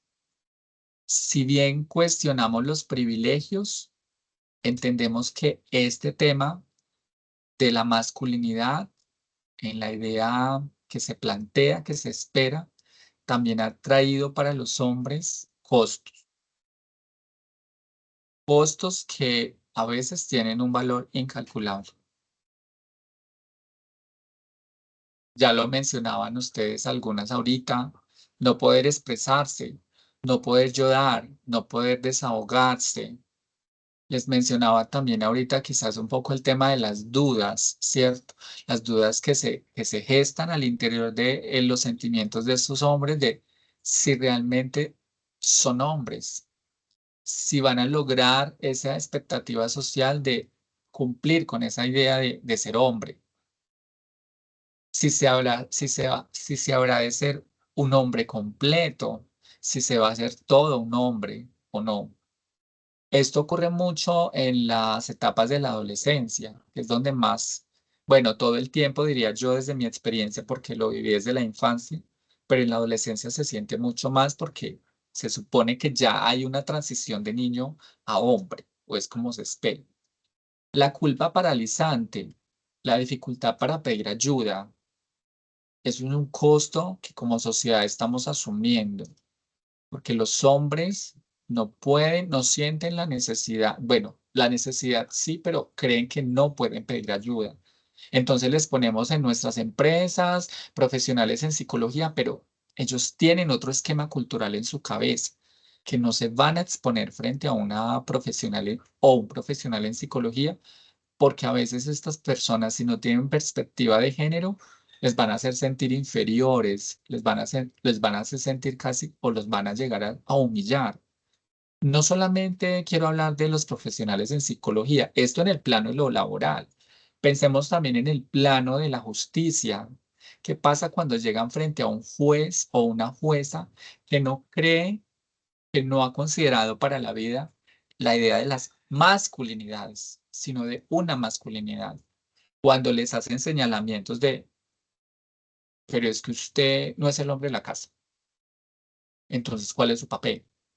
Hay un llamado, digamos, que lo he escuchado en muchas mujeres, incluso en los espacios públicos, cuando las mujeres, o sea, a mí la verdad me preocupa mucho cuando les dicen, sea hombre. Yo inmediatamente pienso, sea hombre, sea violento, sea violador, sea golpee, sea, no sé, una serie de cosas desde la idea de la masculinidad tóxica que yo digo, ¿cómo les hacemos esos llamados sociales a ellos? Entonces, hacemos el llamado, actúan de esa manera y después los penalizamos. Entonces, si violaron, entonces, claro, van para la cárcel. Si hubo violencia intrafamiliar, entonces vamos a la cárcel. Entonces, todo termina siendo penalizado. La angustia respecto al no ser el que todo lo puede. Porque así es que hemos educado a los hombres en la idea de que los hombres todo lo pueden. Y bueno, el lado contrario. En este momento, digamos que nos estamos entrando en otra mirada, pero el lado contrario sería de, entonces las mujeres son incapaces. El lado contrario es que ellos realmente sí pueden hacerlo todo. La frustración frente al no poder cumplir con las expectativas sociales, lo que les decía ahorita, el poco hombre, ojalá fueras realmente hombre, etcétera, etcétera. Limitación frente a los usos posibles del cuerpo. Nosotros y nosotras hemos sido educados frente a una idea de educación sexual que realmente no es una educación sexual, o bueno, sí lo es, pero muy limitada. Entonces, bueno, y lo voy a decir, a veces algunas compañeras mujeres me dicen, ¿será que mi novio es gay? Y yo, ¿por qué? Ah, porque es que me estaba pidiendo otras cosas. Estaba pidiéndome sexo anal, no sé qué, no sé cuántas, y yo era como, ajá, pues cómo limitamos al otro y también pues seguramente tantas limitaciones que podamos tener las mujeres en el desarrollo de nuestra sexualidad, que realmente no es libre. Y en el peor de los casos de estos costos que tienen estos ejercicios, pues el suicidio, ¿cierto? Como al verse como en términos de ver cerradas sus posibilidades, pues algunos optan por los suicidios. Ahí podríamos examinar también los altos índices de suicidios en los hombres en el país. Cuando yo reflexiono sobre el tema de las nuevas masculinidades y pienso en por qué son nuevas, considero es esto. El tema ha venido cobrando relevancia social y si lo pensamos en términos de lo institucional, pues también aparecen como una estrategia, porque digamos que ahí es no como la benevolencia del Estado, valga la idea, retomar la idea de la benevolencia, sino porque también a nivel internacional los estados, como el Estado colombiano, tienen una obligación de cumplir en términos de derechos. En términos, ahí está la CEDAW, que es un instrumento internacional de erradicación de violencia contra las mujeres, que habla de esto, no solamente de la erradicación, sino de la prevención. Prevención y erradicación de las violencias basadas en género, ¿cierto? Esto incluye también a los hombres. La concepción institucional todavía no es amplia en ese sentido y no concibe dentro de las violencias basadas en género a los hombres, pero algunos organismos del Estado, incluso más desde el apoyo y la relación entre sociedad civil y Estado, más que del Estado hacia la sociedad civil, es decir, la sociedad civil es la que está ofreciendo la mirada al Estado de considerar que dentro de estas violencias también deben de ser incluidos los hombres. Hay muchos hombres que son objeto de violencias. ¿Por qué? Creo que ya ha sido claro y lo he ilustrado, es esos hombres que no cumplen con esas expectativas sociales. Transformación social. Debemos de pensar este asunto desde la idea de la transformación social que necesitamos, que queremos, a la que queremos llegar. Ahí la pregunta es, ¿a qué tipo de social estamos apostando cuando dentro de los círculos cercanos seguimos reproduciendo ciertas formas de la masculinidad tóxica? Ahí me parece importante hoy en día, ya que por lo menos nos estamos moviendo en otro sentido. Los hombres se están visibilizando de otra manera. Por ejemplo, están manifestándose, están diciendo, los hombres sí lloran, los hombres somos altamente sensibles. Yo dejé la frase de altamente, pues porque la encontré así, pero pues no es tampoco colocar como los niveles, cuál más alto, cuál menos alto, sino somos sensibles, podemos ser sensibles. Quiero compartirles unas palabras de mi maestra, se llama Walter Alonso Bustamante Tejada. Nos planteaba el ejercicio y la idea de pensar, nos dice, necesitamos niños y hombres que aprendan a criar, cuidar y proteger la vida en todas sus manifestaciones y expresar sus emociones. Esto debería ser muestra de hombría y que quienes quieran ser papás lo hagan de manera responsable. A mí me llama mucho la atención cuando estoy viendo en los medios, en las noticias, que son tan nefastas, que aparece un bebé abandonado y se busca la responsable, la madre desnaturalizada. Y yo siempre me pregunto, ¿ella lo tuvo por obra y gracia del Espíritu Santo? Entonces, ¿por qué no llamar también a la responsabilidad de la paternidad? Institucionalmente hay pues unos enfoques orientados a esa idea de la paternidad responsable, pero ¿cómo se está pensando? Cuando ahí está siempre el riesgo de lo institucional, ¿cómo se está pensando lo social? Muchas gracias. Abro este espacio para que podamos conversar un ratico, escucharles.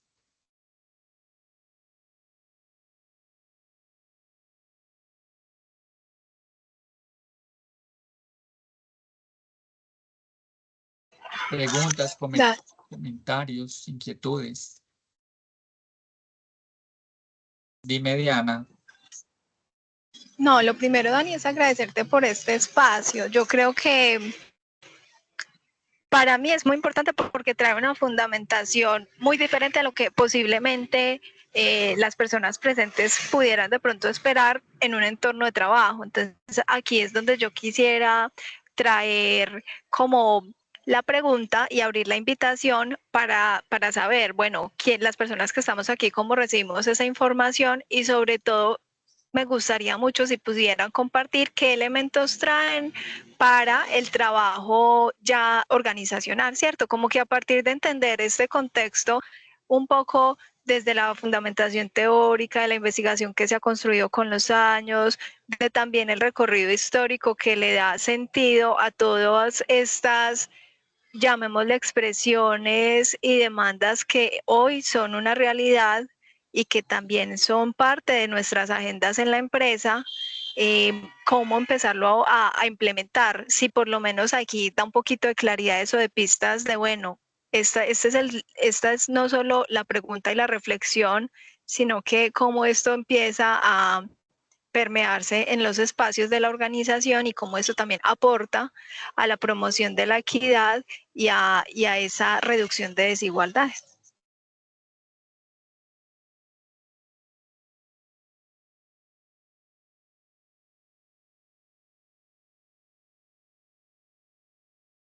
Bueno, también apenas estoy leyendo aquí en el chat que Sara nos escribió que le pareció muy interesante el espacio, pero se tuvo que ausentar. Entonces, bueno, ya aquí De sería acuerdo. para compartir antes de que le demos cierre a esta reunión. Vale, Diana.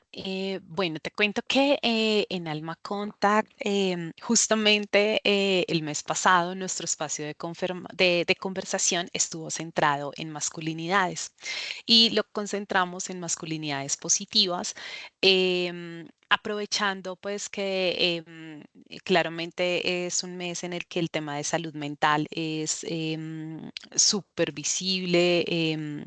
Y bueno, pues quisimos darle un match al tema de salud mental con masculinidades, teniendo en cuenta pues los altos índices de suicidio, especialmente en los hombres, y pues que tiene mucho que ver con toda la conversación que se dio, la formación que se dio en este tiempo. Entonces, em, nos encontramos con bueno, pues casi que el 80% de nuestra población es joven, está entre los 18 y 28 años. Sin embargo, pues también tenemos personas de edades distintas y fue muy interesante. Lo que buscamos en ese espacio fue tener hombres y mujeres justamente que representen toda la diversidad que tenemos al interior de Alma Contact. Y en este espacio fue muy interesante, sobre todo para mí, sorpresivo, entender que nuestros jóvenes tienen súper claro, digamos que el tema de masculinidad positiva, ¿sí? Eh, para ellos es normal que yo, siendo hombre, apoye en la casa. Para ellos es normal que yo, siendo hombre, también pueda cuidar de los niños. Entienden que este tema es una corresponsabilidad. Es normal que la mujer pueda trabajar y de pronto ellos en algún momento no lo ven como un problema. Entonces, fue gratamente sorprendente porque realmente lo que vimos es que el tema de masculinidad tóxica está mucho más concentrado en las personas adultas. Entonces, cuando ahorita traigo todo el tema generacional, edadismo que vimos en el espacio pasado, bueno, yo no estuve, pero me puse al día y justamente cuando hablamos de nuestros adultos, sí tienen pues muy arraigado esta masculinidad tradicional. No la llamo tóxica, sino tradicional, porque para mí personalmente siento que hablarlo de toxicidad es algo muy fuerte cuando muchas veces, cuando finalmente el adulto que tiene ese pensamiento concebido o más bien esa concepción de masculinidad, de umbría, de fuerza, de todo lo que hemos hablado aquí, no propiamente es porque él lo haya decidido, sino porque finalmente eso fue lo que le enseñaron y eso fue lo que él vivió y como la sociedad lo estaba inculcando. Entonces no es algo que voluntario, una decisión, por eso no me siento cómoda hablando de toxicidad, sino más bien de una masculinidad tradicional. Entonces veíamos que efectivamente en estos adultos sí están esos comportamientos de que soy más hombre en la medida en la que Si soy soltero, entonces he estado con más mujeres. Soy más hombre si hablo de lo que sucedió en la intimidad anoche con mi pareja. Sí, esas cosas las veíamos más en las personas, en los hombres adultos que no en los jóvenes. Entonces fue muy, muy valioso para nosotros entenderlo y también entender el espacio permitió que también como mujeres empecemos a hacer apoyo para estos hombres que efectivamente ejercen una masculinidad positiva, distinta, pero que aún tienen que luchar, tienen muchas luchas internas por lo que puedan decir sus amigos, sus compañeros y demás.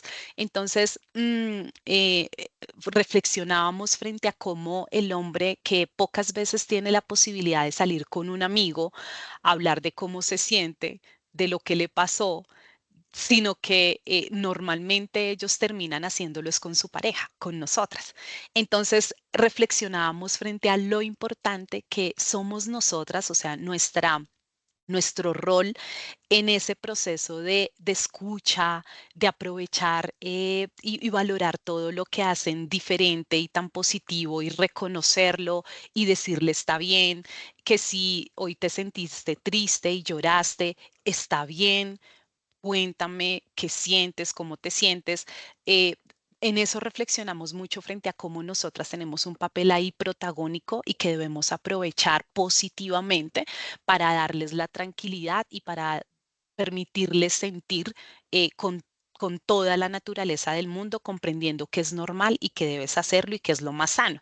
Entonces, realmente fueron unas reflexiones muy bonitas. Estos espacios los tenemos en todas nuestras sedes con una muy buena participación y la verdad es que la conversación fue maravillosa por todo lo que las personas decidieron allí expresar, contar sus experiencias, sus testimonios y bueno, empezamos a entender que pues este tema ha venido evolucionando, el tema de masculinidad y que también no debemos de pronto señalar a quienes no tienen esta forma de comportarse como hombre o masculinidad positiva, sino más bien también desde la empatía entender cómo vivieron y pues empezar a abrir la mente y pues estos espacios de conversación definitivamente nos permiten poder abrirnos y entender que hay otras nuevas formas y que son positivas y no solamente para ellos, sino también para la sociedad.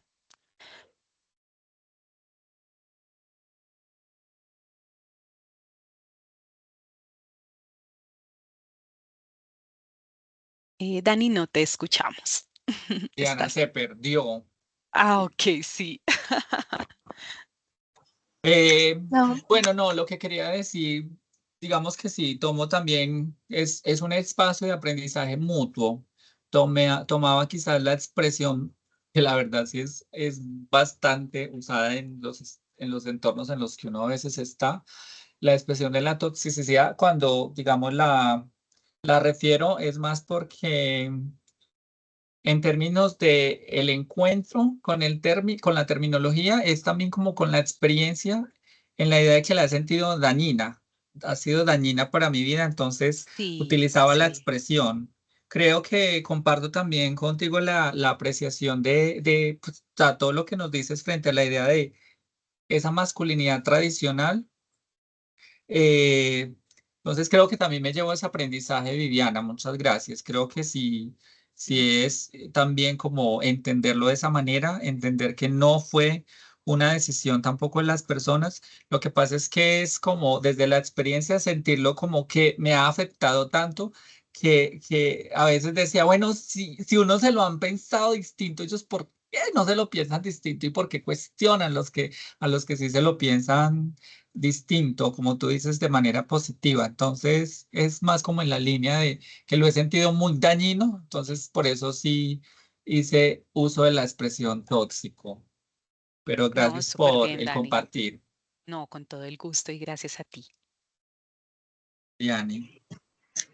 Dani, te quería también complementar y a ti también, Marley, porque me parece muy chévere. Yo estaba a punto de decirles, bueno, aquí se intersectan diferentes temas que ya hemos tocado, como el intergeneracional, y entonces, bueno, las nuevas generaciones tienen un discurso diferente, una nueva mentalidad, entonces, ¿cómo ponemos a conversar eso en el entorno de trabajo? Y ahí vienen otras expresiones y también, pues, como una parte que no hemos mencionado en profundidad y es la interseccionalidad, ¿cierto? Cómo diferentes sistemas de opresión atraviesan una misma persona, humanidad, y además cómo eso entonces se pone al servicio de un entorno que en este caso estamos hablando del trabajo. Entonces en otros entornos será la educación y creo que es importante que tú hayas traído esa reflexión, pues porque no es lo mismo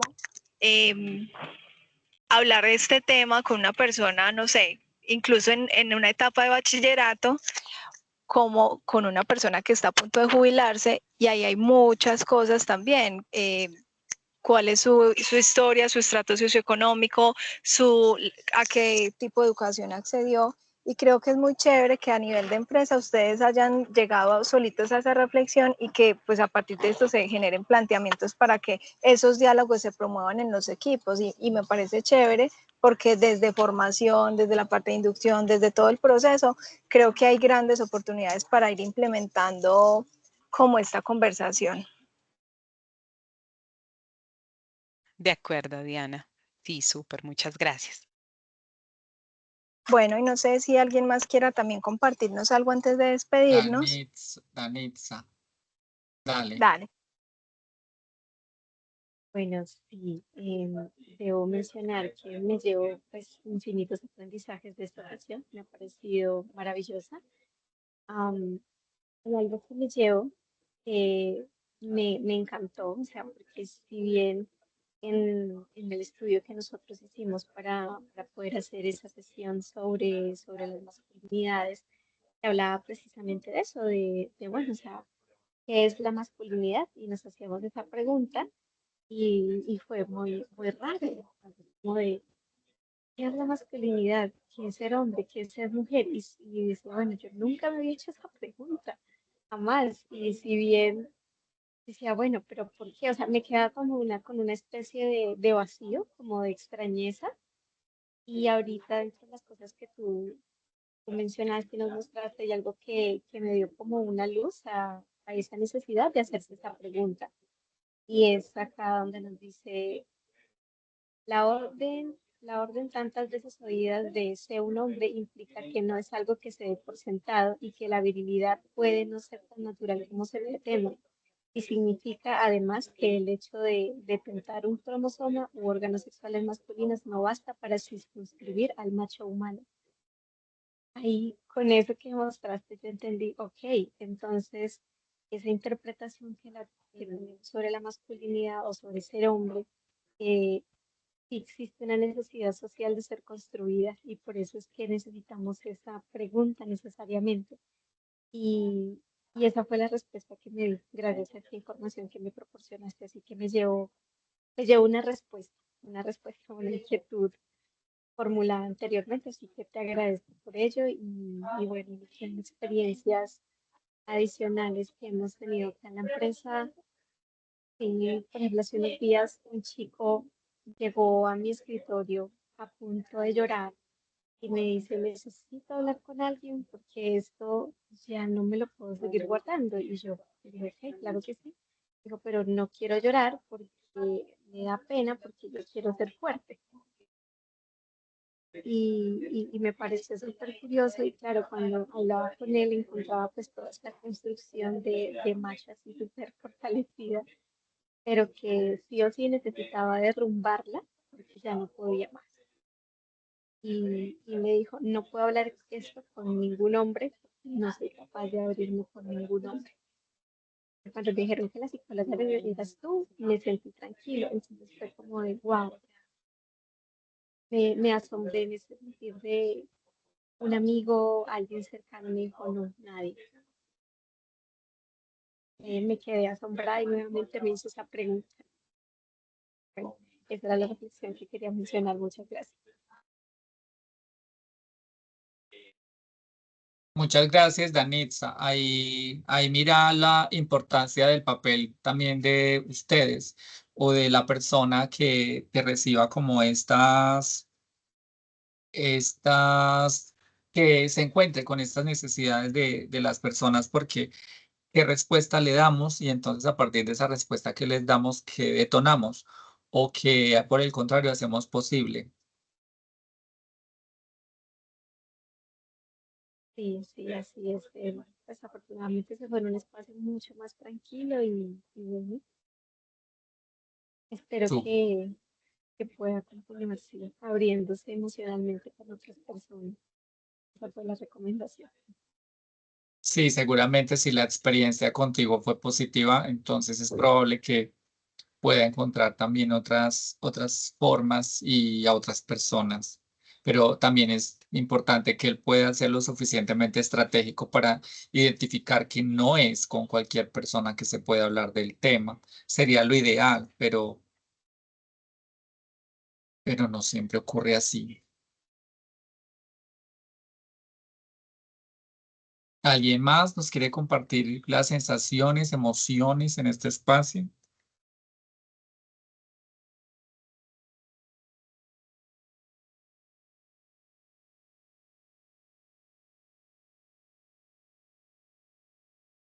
¿Están Yo ahí? creo que ya, sí. No, entonces podemos ir dándole cierre a este encuentro. Muchas gracias por la participación y ya en el correo les estaremos entonces enviando el cierre de esta primera etapa de la grabación y lo que sigue va a estar muy, muy chévere porque ya va a ser tipo taller donde vamos a empezar a valorar esos ajustes que van a requerirse para que empecemos con el proceso, con todos los procesos de gestión en la parte de talento. Entonces, un feliz día y feliz fin de semana para todas las personas y a ti, Dani, muchísimas gracias. A ustedes por la escucha y por la invitación.